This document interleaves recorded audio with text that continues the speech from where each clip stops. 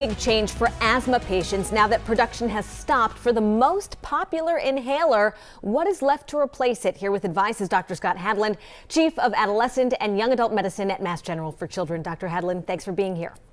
Thank you for having me. All right, Dr. Hadland, first off, some basics.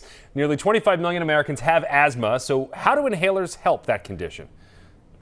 Right, asthma is exceptionally common, affecting about 1 in 15 kids nationwide, about 1 in 13 adults. And asthma inhaler medications tend to come in two different types. The first type you might think of as being like albuterol, a common medication that's used to rescue people when they're having difficulty breathing in the setting of asthma. These are bronchodilators that prop the airways open. The second type of medication, and this is the type that Flovent is, are what we call inhaled steroids. These are medications that bring down inflammation in the lungs, bring down mucus production. And talk to any doctor or pediatrician, they will tell you that these medications, and in particular medications like Flovent that decrease that inflammation, are absolutely critical to the survival of patients with asthma and other chronic lung conditions. Really, truly a matter of life and death. So Flovent is exactly what we're talking about, one of the most popular products, as you said, but the manufacturer stopped making it January 1st.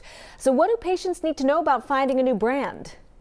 That's right. Yeah, Flovent is the most commonly used inhaled steroid in the country. And so this really is causing a lot of disruption for a lot of patients. Now, to be clear, the manufacturer is still producing a generic version of Flovent. It goes by its generic name, fluticasone. Unfortunately, not every insurer is covering it. And so what I recommend is that, patients, everybody out there that has asthma and is on Flovent should talk to their doctors. What you want to do is find out from your doctor, what's a reasonable alternative? And your doctor can help you to figure out with your insurance coverage what might actually get paid for by your insurance company. And probably what will happen to most patients is that they'll either get switched to the generic version of Flovent, again, a medication called fluticasone, or they might get switched to a different medication altogether if that's what's needed for insurance. All right, so a little personal note here. Back in 2021, my son had kind of a lingering cough from what we thought was COVID. He never actually turned a test positive, but he was prescribed Flovent to help with that. We know there's a lot of COVID circulating, a lot of other respiratory viruses that can lead to cough right now. So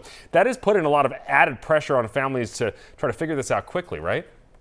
That's right. It is putting a lot of pressure. And so, all of us in our clinics, in our hospitals are working hard to help families navigate this disruption right now, again, because Flovent is such a commonly used medication, in particular in kids. So what I recommend that patients and families do is talk to your doctor on the sooner side. Don't wait until you're out of your medication supplies. Don't wait until it's an emergency and somebody's really sick.